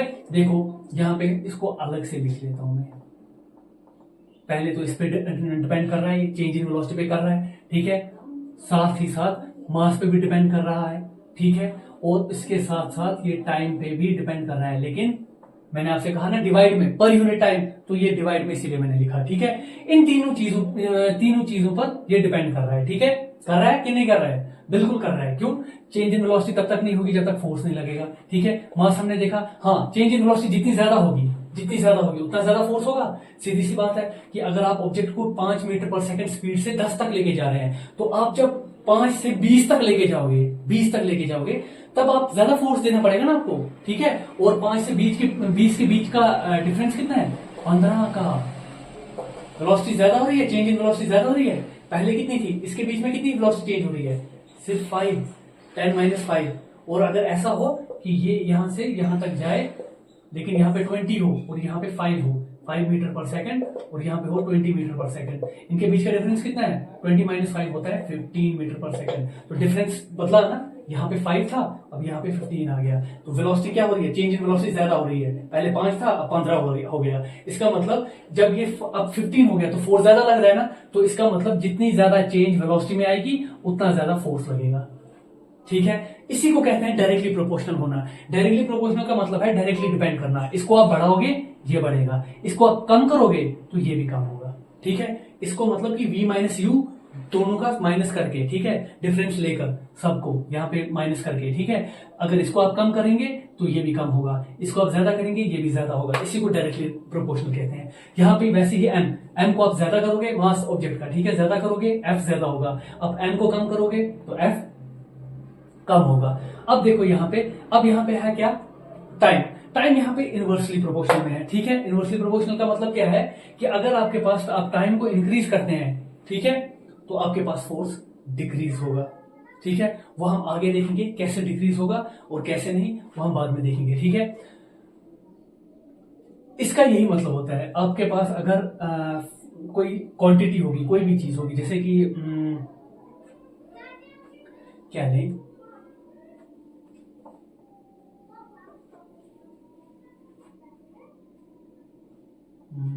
वेलोसिटी किसी ऑब्जेक्ट की, हम कह सकते हैं कि ये मास पर इनवर्सली डिपेंड करेगा। एग्जाम्पल के तौर पे आप ले लो। क्यों करेगा? क्योंकि देखो यहाँ पे वेलोसिटी जो है ना, वेलोसिटी, ठीक है, ये एग्जाम्पल के तौर पर आप ले लो। वेलोसिटी जो है, हर कोई ऑब्जेक्ट जो जितना ज्यादा बड़ा होता जाएगा, मास उसका ज्यादा होता जाएगा ना, तो उसकी वेलोसिटी, उसको मुश्किल होगा, उसकी वेलोसिटी कम होती जाएगी। आप ऐसा मान लो कोई ऑब्जेक्ट अगर चल रहा है किसी स्पीड से, ठीक है, इसकी 20 स्पीड है और इसका मास हमने अचानक से ज्यादा बढ़ा दिया, मास बढ़ा दिया, तो उसकी स्पीड कम हो जाएगी ना, बड़ी हो जाएगी ना, ये बड़ी हो जाएगी, तो ये थोड़ा आहिस्ता आहिस्ता चलने लगेगा। ठीक है, और जितनी चीज हल्की होती है वो उतना ज्यादा तेज चलती है। ठीक है, तो जितना मास कम वेलोसिटी ज्यादा, जितना मास ज्यादा वेलोसिटी कम। देखो अपोजिट हो रहा है ना, यहाँ मास इंक्रीज हो रहा है, बढ़ रहा है, और वहां से वेलोसिटी कम हो रही है। लेकिन यहाँ पे क्या था? मास इंक्रीज, फोर्स भी इंक्रीज, मास डिक्रीज, फोर्स भी डिक्रीज। यहाँ पे मास इंक्रीज हो रहा है, वेलोसिटी इंक्रीज हो रही है। ठीक है, मास यहाँ डिक्रीज होगा और वेलोसिटी इंक्रीज, मास यहाँ पे इंक्रीज होगा, वेलोसिटी डिक्रीज होगी। इसको इनवर्सली प्रोपोर्शनल कहते हैं। ठीक है, वैसे ही यहाँ पे भी होगा। ठीक है, अब यहाँ पे आप इसको क्या करेंगे, इसको ऐसे ही रहने देते हैं। ठीक है, ये हटा देते हैं, इसको ऐसे ही रहने देते हैं। ये वाला जो है ना, ये टाइम जो है ना, ये असल में मुझे समझाने के लिए मैंने यहाँ पे लिखा, ये असल में यहाँ पे है। ठीक है, रखना यहाँ पे है। ठीक, बाकी मीनिंग इसका सेम है। ठीक है, मैं आपको ये टाइम का, हम जब न्यूमेरिकल करेंगे ना, वहां पे ये टाइम का कॉन्सेप्ट आपको समझ में आएगा, कैसे डिक्रीज हो रहा है और कैसे इंक्रीज हो रहा है ये फोर्स। ठीक है, ठीक है, इसको हटा देते हैं। अब इसको हम समझते हैं जो क्वांटिटी मुझे समझानी थी। देखो, आपको ये पता लग रहा है कि वेलोसिटी और मास दोनों रेस्पॉन्सिबल हैं एक ऑब्जेक्ट को, फोर्स उसका जो है उस पर डिपेंड करता है वो। ठीक है, वेलोसिटी और मास, ठीक, दोनों डिपेंड करते हैं, वेलोसिटी भी और मास भी ऑब्जेक्ट का फोर्स को बढ़ाते या कम करते हैं। ठीक है, ये हमने देख लिया। अब आप देखो, ये वेलोसिटी जो है ना, ये v माइनस यू, दोनों की जगह पे मैंने v लिख दिया। ठीक है, सिंपली। अब एक क्वांटिटी इंट्रोड्यूस की गई, ठीक है, एक क्वांटिटी रखी गई जिसको कहा गया मोमेंटम। ठीक है, वो असल में किसके बराबर रखा गया? Mass into velocity. ठीक है, ये एक इंपॉर्टेंट रिलेशन है जो कि आपको याद रखनी भी है। ठीक है, आगे आप याद रखेंगे क्यों, इन दोनों का प्रोडक्ट लिया हमने, हमने ये देखा कि फोर्स जो है वो डिपेंड करता है वेलोसिटी पर और मास पर, ठीक है। इन दोनों का प्रोडक्ट ले लिया बस, और कुछ नहीं किया। मास और वेलोसिटी का प्रोडक्ट का मतलब है मल्टीप्लाई, ठीक है। इन दोनों का मल्टीप्लाई किया और उसका नाम एक अलग से क्वांटिटी रख दिया जिसको हम कहते हैं मोमेंटम। क्या कहते हैं? मोमेंटम। ओके, ठीक है। ये मोमेंटम हमारे पास आ गया। क्यों निकाला ये मोमेंटम हमने? ठीक है, इसका मतलब क्या है असल में, ये क्या मेजर करेगा, क्या मेजर करता है ये, ठीक है। ये क्या चीज है, ये असल में क्या है, ये मेजर करता है, measures the amount of motion. कितना मोशन हो रहा है ये वो दिखा रहा है, उसको मेजर कर रहा है, उसके अमाउंट को मेजर कर रहा है, ठीक है। कौन? ये मोमेंटम, ठीक है। आप इसको ऐसा लिख सकते हैं। हालांकि ये प्रोडक्ट होता है दो का, ये आपको याद रखना है। अगर कभी भी अगर एग्जाम में आपके पास ऐसे आ जाए, ऑब्जेक्ट का मास आपको दिया हो 10, ठीक है, केजी, ठीक है, वो मैं यूनिट दिखाऊंगा। तो 10 यूनिट दिया हो और वेलोसिटी दिया हो 3, ठीक है, तो आपके पास P किसके बराबर होगा? 10 इंटू 3, 10 इंटू 3। क्यों 10 इंटू 3? क्यों? क्योंकि 10 यहाँ पे m है, m की जगह 3, m की जगह इस फॉर्मूला में 10 लिख दिया और यहाँ v की जगह पे 3 लिख दिया, तो मल्टीप्लाई है ना, ये दोनों आपस में मल्टीप्लाई में है। 10 3 30, तो मोमेंटम कितना होगा? 30 होगा, ठीक है। जितना ज्यादा मोमेंटम होता जाएगा ना, देखो यहाँ पे आपको पता लग रहा है कि ये देखो, ये मास पे भी डिपेंड कर रहा है ना और वेलोसिटी पे भी, ठीक है। आप मास को इंक्रीज करोगे, मोमेंटम को क्या होगा? इंक्रीज होगा ना, ठीक है। यहाँ पे देखो इंक्रीज होगा ना मोमेंटम। देखो आप पहले P1 एक रखो, यहाँ P रखो, ठीक है। मास अगर इसका 5 है और वेलोसिटी जो है वो 1 रख दो फिलहाल के लिए, तो मोमेंटम P कितना है? 5 5 होता है ना। अब एक और चीज आप ले लो, अब मास को इंक्रीज करो, बढ़ाओ, ठीक है, इसको हम 6 ले लेते हैं और वेलोसिटी वही रखते हैं, वेलोसिटी को अभी हम चेंज नहीं करेंगे। 6 देखो मोमेंटम बढ़ा कि कम हुआ? पहले 5 था, अब 6 हो रहा है। इसका मतलब मास बढ़ाने से मोमेंटम बढ़ रहा है, वैसे ही वेलोसिटी बढ़ाने से भी मोमेंटम क्या होगा? बढ़ेगा। अगर मोमेंटम यहाँ पे, इसका मतलब मोमेंटम जो है वो डिपेंड करता है किस पर? मास पर भी और वेलोसिटी पे भी। अब हमने ये चीज देखी थी कि यहाँ पे फोर्स खुद मास पे भी डिपेंड कर रहा है और वेलोसिटी पे भी डिपेंड कर रहा है, ठीक है। तो इसका मतलब कि मोमेंटम जो है वो, फोर्स जो है वो मोमेंटम पे डिपेंड कर रहा है। कह सकता हूं मैं? देखो इसको मैं ऐसे लिखता हूं, अगर कोई ऑब्जेक्ट है आपके पास जो इनिशियल वेलोसिटी v से ट्रेवल कर रहा है, फाइनल वेलोसिटी उसकी v है, इनिशियल वेलोसिटी u है और फाइनल वेलोसिटी v है, ठीक है, और उसका मास m है, ठीक है, तो मोमेंटम कितना होगा? मोमेंटम उसका होगा m, ठीक है, ठीक है। इनिशियली क्या मोमेंटम होगा? सबसे पहले इनिशियल जब उसकी वेलोसिटी u थी तो मोमेंटम कितना होगा? P is equal to P1, इसको लिख लेते हैं m into initial mass into velocity होती है ना। अब यहाँ पे कौन सी वेलोसिटी होगी? इनिशियल, पहले वाले केस में मैं कह रहा हूँ इनिशियली m इंटू यू। फिर उसके बाद P2, जब उसकी वेलोसिटी कितनी हो गई थी? v हो गई थी, तब उसकी वेलोसिटी, तब उसके मोमेंटम कितना होगा? m इंटू v, ठीक है। अब आपको मैं ये m दोनों में सेम है क्योंकि m चेंज नहीं हो रहा है। अब मैं आपको ये कहूंगा कि अगर इसमें हम चेंज लाएं, चेंज कितना होगा इसमें? फाइनल माइनस इनिशियल, मोमेंटम में चेंज, तो मोमेंटम का चेंज जो होगा वो किसके, टोटल मोमेंटम किसके बराबर होगा? फाइनल मोमेंटम यानी कि P2 माइनस, क्योंकि फाइनल इसलिए कह रहा हूं क्योंकि यहाँ पे फाइनल वेलोसिटी है, ठीक है, P2 माइनस P1, ठीक है। इसको कहते हैं मोमेंटम में चेंज आना, ठीक है। माइनस, जैसे वेलोसिटी में चेंज कैसे करते थे हम? v माइनस यू, वेलोसिटी में चेंज। अब यहाँ मोमेंटम बराबर ही है m इंटू वेलोसिटी, तो m इंटू इनिशियल वेलोसिटी, फिर यहाँ m इंटू फाइनल वेलोसिटी, ये इनिशियल मोमेंटम, ये फाइनल मोमेंटम। तो यहाँ पे हमने इनको सॉल्व किया। P2 की जगह पे हम लिखेंगे m into v minus P1 की जगह पे लिखेंगे m इंटू u, और फिर यहाँ पे हम लिख सकते हैं m v माइनस u, ठीक है। ये है हमारे पास मोमेंटम में चेंज, ठीक है, मोमेंटम में चेंज आना, ठीक है। देखो अब कुछ इनको मिला के देखो, अभी आपने ये मोमेंटम में चेंज लाया और यहाँ पे फोर्स जो है ये प्रोपोर्शनल है, इन सबको मिला देते हैं इक्वेशन। इसका नाम, अगर आप इक्वेशन फर्स्ट रखेंगे, इसका सेकंड रखेंगे, इन दोनों को हम मिक्सअप करेंगे, तो देखो यहाँ m मल्टीप्लाई में आएगा ना, हम ऐसे लिखेंगे ना m, फिर उसके बाद साथ में v minus u divided by T. देखो इस पे भी डिपेंड कर रहा है और इस पे भी, दोनों इक्वेशन को कंबाइन कर दिया, बस और कुछ नहीं किया, कंबाइन कर दिया। तो हम ऐसा लिख सकते हैं ना, बिल्कुल लिख सकते हैं, ठीक है। यहाँ पे इस इक्वेशन को और इसको, ठीक है, कंबाइन कर दिया, कंबाइन करके ऐसे लिख दिया। देखो f यहाँ पे डायरेक्टली m पे डिपेंड कर रहा है, हाँ कर रहा है, m बढ़ाओगे f बढ़ेगा, ठीक है। और एफ यहाँ पे इस पे भी डिपेंड कर रहा है, तो वो भी तो लिख दिया ना हमने, एम को अलग से लिख दिया और इसको अलग से, मल्टीप्लाई इनका हो गया, ठीक है। आपको ये समझ में आ गया होगा, ठीक है। अब देखो, अब मैं कहूंगा कि अब एक यूनिट टाइम में मोमेंटम कितना चेंज हुआ, एक यूनिट टाइम में, ठीक है। यूनिट टाइम का मतलब है पर यूनिट टाइम मतलब डिवाइड में टाइम, ठीक है। तो वो कितना होगा, कैसे लिखें इसको, पी डैश से इसको लिख देते हैं, चेंज जो आई थी और उसको पी से लिख देते हैं। पी का मतलब है पर यूनिट टाइम में चेंज, ठीक है।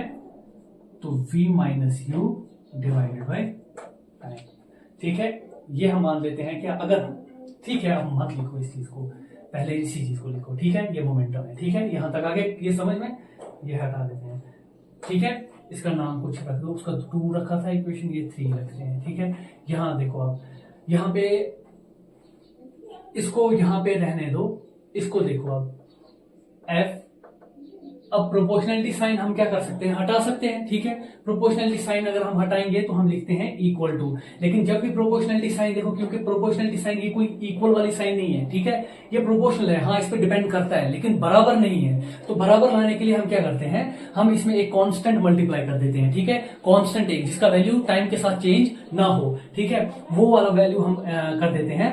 हम यहाँ पे कोई कांस्टेंट लगा देते हैं के, ठीक है। आपकी बुक में भी के है, हम भी के यूज करते हैं, ठीक है। एम, ये ऐसे ही के, पता है क्या है, के ने इसको बराबर कर दिया, ये असल में सिर्फ ये दिखा रहा था, प्रोपोर्शनलिटी साइन दिखा रही थी, ये इस पे डिपेंड करता है, ठीक है, बराबर नहीं है। तो हम ऐसा मान लेते हैं कि हमारे पास कोई नंबर पता है हमें, जो लगाने से ये चीज आपस में बराबर हो गई, इक्वेट हो गई ये इक्वेशन, ठीक है। ये लेफ्ट हैंड साइड एफ बराबर हो गया राइट हैंड साइड के, वो हमने के लगाया है। उससे क्या हुआ, प्रोपोर्शनलिटी साइन हम खत्म कर सकते हैं, क्यों, हम उसकी जगह पे क्या लिखेंगे, इक्वल टू। कैसे कि हम ऐसा मान लेते हैं कि ये जो प्रोपोर्शनलिटी के साइन है, यहाँ पे के जो यहाँ पे लिखा है हमने, ये कोई ऐसा नंबर है जो लगाने से ये डायरेक्ट इसके बराबर हो जाता है, ठीक है। ये कोई ऐसी कोई चीज है, ठीक है, ये हमने मान लिया, ठीक है। यहां तक क्लियर है, ठीक है। अब यहां से हम इसको लिख सकते हैं एफ इज इक्वल टू के एम। अब ये देखो, ये क्या है, final minus initial divide by time, ये देखो किसके बराबर है, एक्सेलरेशन के। तो यहां से हमारे पास आ जाता है फोर्स, किसके बराबर है, के टाइम्स मास इनटू एक्सेलरेशन। अगर के 1 के बराबर हो जाता है, जो कि आपकी बुक में लिया भी है, बाद में सिर्फ 1 के बराबर लेते हैं, ठीक है, तो फोर्स बराबर होगा मास इनटू एक्सेलरेशन के। अब देखो यहां पे क्या पता लगा, ये है सेकंड लॉ। सेकंड लॉ सिर्फ इतना ही है कि फोर्स जो है वो मास और एक्सेलरेशन का मल्टीप्लाई है, ठीक है। देखो ये कहने का मतलब क्या था और ये कहने का मतलब क्या था, ये मुझे इसलिए समझाना था। देखो कहीं ना कहीं ये मोमेंटम जो है, मोमेंटम में जो चेंज आई है, वो मोमेंटम कहीं ना कहीं एफ के साथ जुड़ी हुई है, ठीक है। आप ऐसे लिखें या फिर इसको दूसरे तरीके से लिखें, एक ही बात है, ठीक है। देखो इसी एफ को मैं ऐसे लिख सकता था, यहां पे F is equal to k times, ये है के इंटू क्या है, देखो m into v minus u, m into v minus u किसके बराबर है, p के। तो इसको लिख सकते थे हम k इंटू पी में, k इंटू में p डिवाइड बाई यहाँ पे क्या था, इसको टाइम, तो यहाँ पे ऐसे भी लिख सकते थे, ठीक है। ये आप आगे पढ़ोगे, rate of change of momentum he force होता है। तो यही तो है, रेट ऑफ चेंज ऑफ का मतलब क्या है, मोमेंटम में चेंज आना। ये यहाँ पे चेंज है, देखो ये चेंज है, P2 माइनस P1 लिखा ना, ठीक है। इसको डिनोट हम यहाँ मैंने पी से किया आपकी आसानी के लिए, ठीक है। आप आगे जाके देखोगे, इसके लिए हम ग्रीक अल्फाबेट्स का यूज करते हैं चेंज दिखाने के लिए, वो आप आगे जाके पढ़ोगे, लेकिन अभी मैं वो यूज नहीं कर रहा हूं इसलिए ताकि आप कंफ्यूज ना हो जाओ, ठीक है। तो ये एम आपके पास चेंज है, ना कि सिर्फ मोमेंटम चेंज है, तो ये रहा चेंज। मास चेंज नहीं होगा ना ऑब्जेक्ट का, ऑब्जेक्ट अगर आपके पास एक है जिसका मास 10 kg है, तो पहले ये स्पीड अगर 5 मीटर पर सेकंड के साथ चल रहा था, तो जब ये उसके बाद स्पीड बढ़ा रहा है, 10 मीटर पर सेकंड के साथ चल रहा है स्पीड, इसकी मतलब हो रही है 10 मीटर पर सेकंड। तो अब मुझे बोलो इसका मास क्या 10 kg से कम होकर 5 kg हो जाएगा, ऐसा होगा? नहीं होगा, मास में तो कोई चेंज ही नहीं आएगा ना। इसीलिए मैंने एम की जगह एम ही लिखा है। यहाँ फाइनल मोमेंटम में भी यही एम था और इनिशियल मोमेंटम में भी यही एम था। हाँ, वेलोसिटी इनिशियल रहेगी और फाइनल वेलोसिटी रहेगी, ठीक है। तो ये आपके पास आ गया, आप ऐसे भी इसको लिख सकते हैं, ठीक है। ये आपकी अपनी मर्जी है। ये मोमेंटम जो है ये आपको बहुत ज्यादा काम आएगा, आगे पढ़ना है आपको इसके बारे में, मोमेंटम होता क्या है। फिलहाल सिर्फ ये याद रखने की जरूरत है, ये इंपॉर्टेंट रिलेशन है, ठीक है, मास इनटू वेलोसिटी। ओके, तो ये था आपका सेकंड लॉ, ठीक है। सेकंड लॉ किसके क्या होता है, फोर्स जहां पे बराबर होता है किसके, मास के और एक्सेलरेशन के प्रोडक्ट मतलब मल्टीप्लाई। ठीक है, यहां तक क्लियर हो गया होगा। ठीक है, अब मैं इसको हटाता हूं और उसके बाद इसी में देखते हैं हम और क्या पढ़ सकते हैं।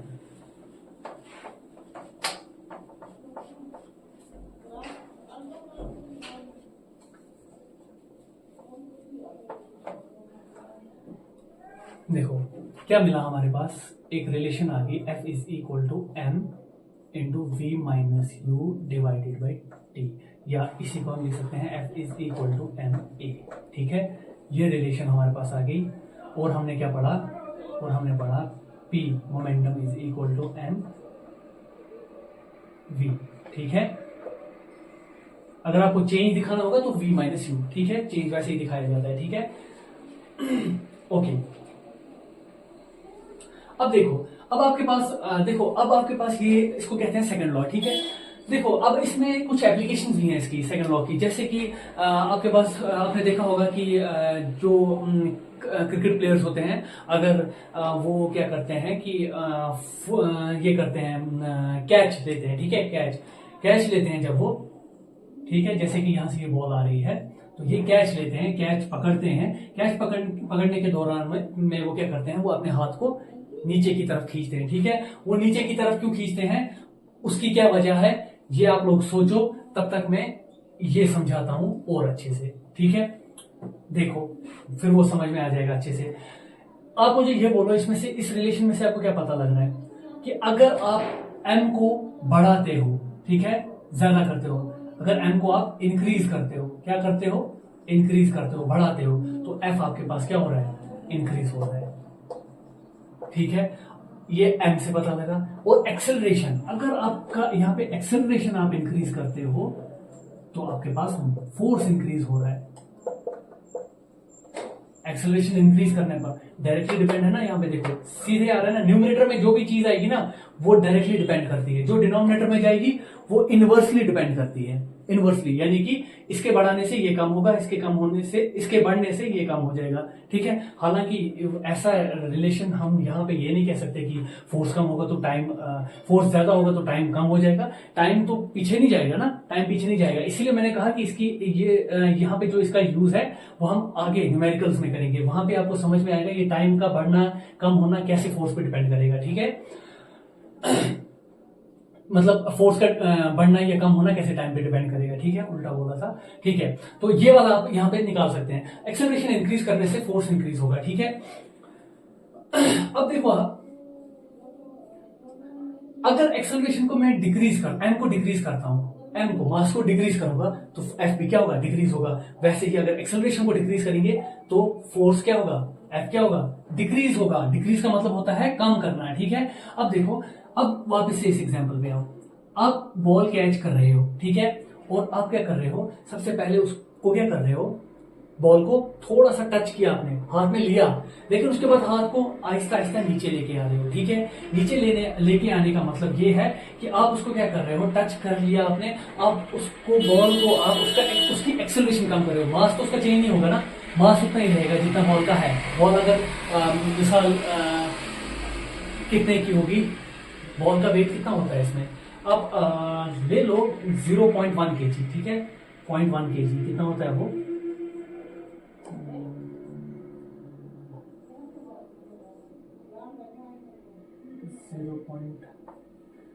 कुछ भी ले लो यार, यही मान लो 0.1 kg, जितना भी वेट होता होगा 0.1 kg मान लेते हैं। उसका वेट चेंज नहीं होगा, मास इसका चेंज नहीं होगा। ठीक है, ये मास है, वेट नहीं है, मास है। मैंने कहा आपको वेट हम ग्रेविटेशन में पढ़ेंगे, वेट और मास के बीच का डिफरेंस। ठीक है, ये मास है इसका, तो मास इसका क्या है 0.1 kg। अब मास इसका चेंज नहीं होगा ना, ऐसा नहीं होगा ना कि बॉल यहाँ पे है और इसका मास कुछ और है और जब यहाँ पे पहुंचेगी तो इसका मास ज्यादा हो जाएगा या कम हो जाएगा, ऐसा कुछ नहीं हो सकता। तो इसका मास यही रहेगा जो मास इसका है। लेकिन जब आपके हाथ में आती है, आप क्या करते हो, आप डिक्रीज करते हो एक्सेलरेशन को। कैसे, स्पीड अगर इसकी u से आ रहा है, इनिशियली बड़ी तेज स्पीड से आ रहा है, ठीक है, आप v को कम करते हैं, फाइनल वेलोसिटी को।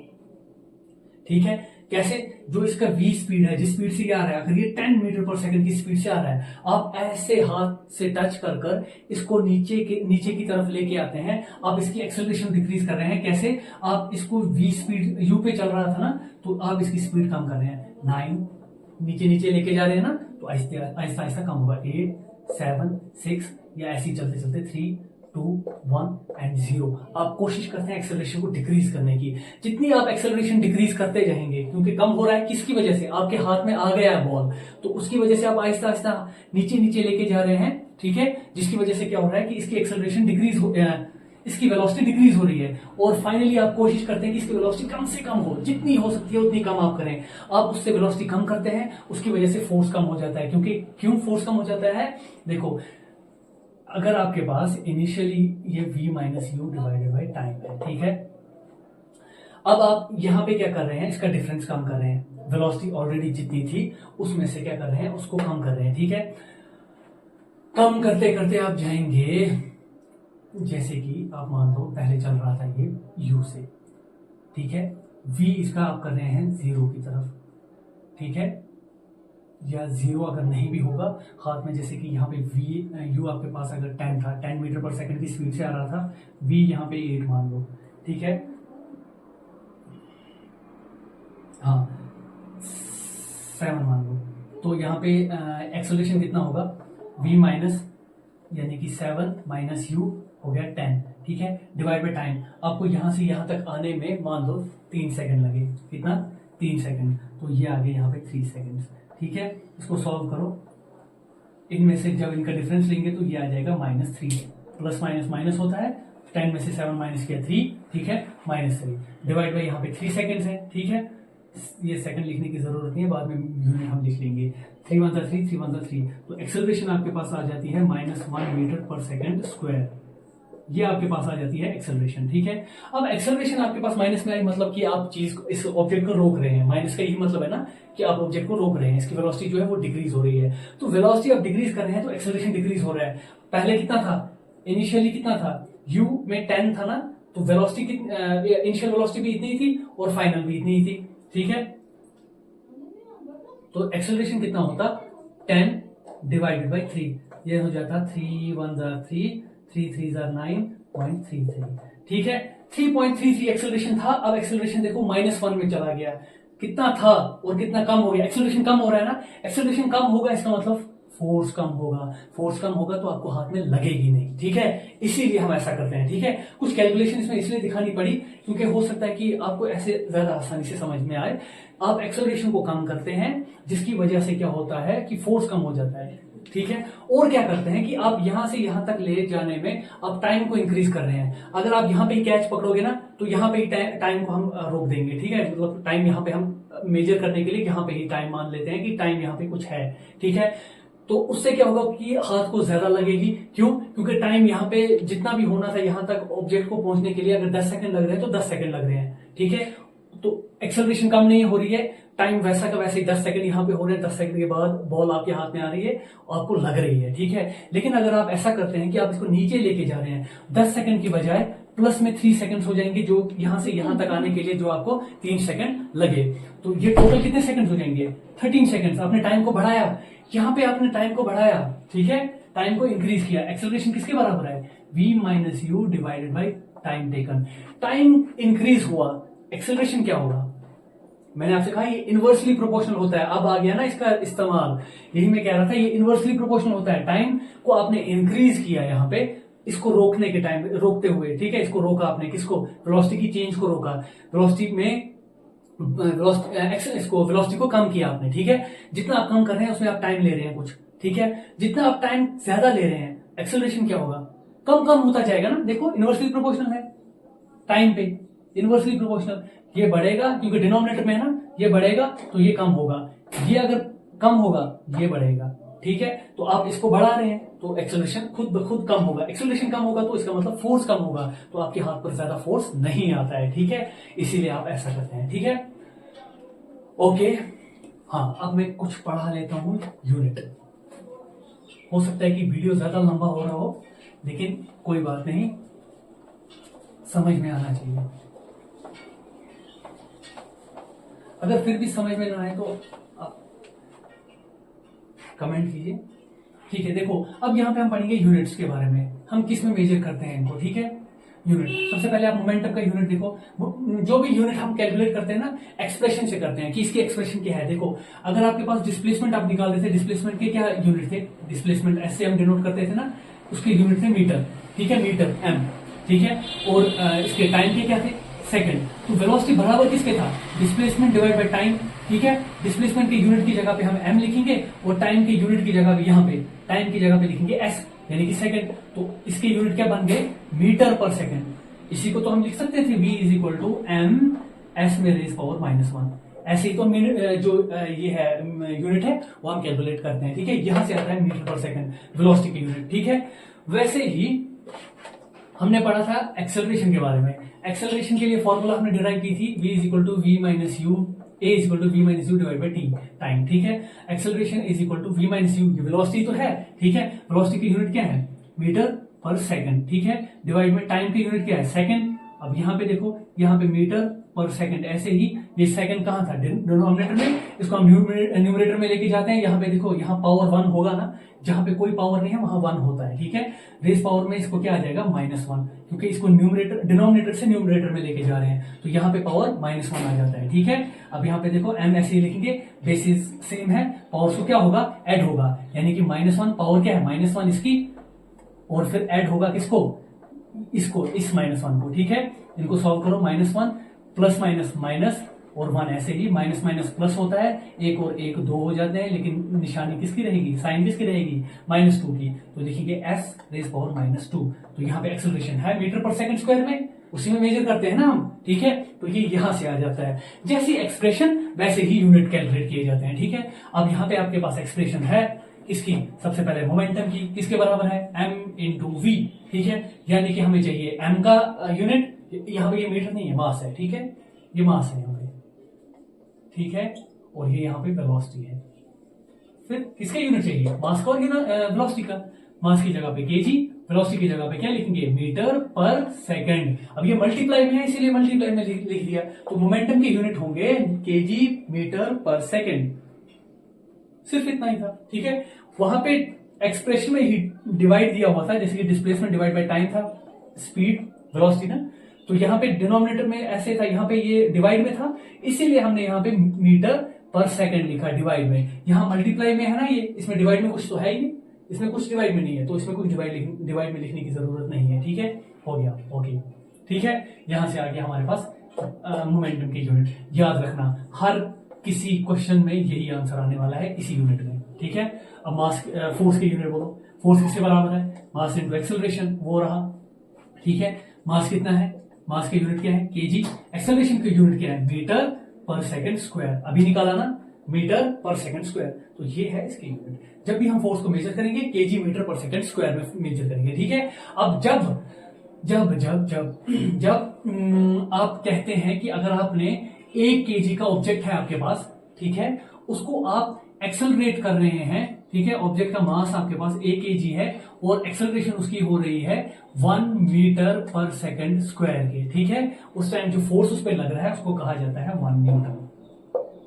क्या कहा जाता है, 1 न्यूटन। जब 1 केजी का फोर्स 1 केजी का ऑब्जेक्ट हो और उस पर एक्सेलरेशन हो रही हो, एक्सेलरेशन कैसे होगी, फोर्स देने से होगी ना। तो जब आप फोर्स दे रहे हो 1 केजी के ऑब्जेक्ट पर जिसमें एक्सेलरेशन हो रही है 1 मीटर पर सेकंड स्क्वायर की, तब आप कहेंगे कि आपने कितना फोर्स दिया, 1 न्यूटन का फोर्स दिया है, ठीक है। ये है यूनिट। इसी को केजी मीटर पर सेकंड स्क्वायर को 1 केजी, लेकिन 1 केजी मीटर पर सेकंड स्क्वायर, ठीक है। इसको 1 नहीं भी लिखेंगे कोई असर नहीं पड़ेगा, क्योंकि इसमें 1 होता है, जहां पे आगे कुछ भी नहीं है वहां पे 1 होता है हमेशा, ठीक है।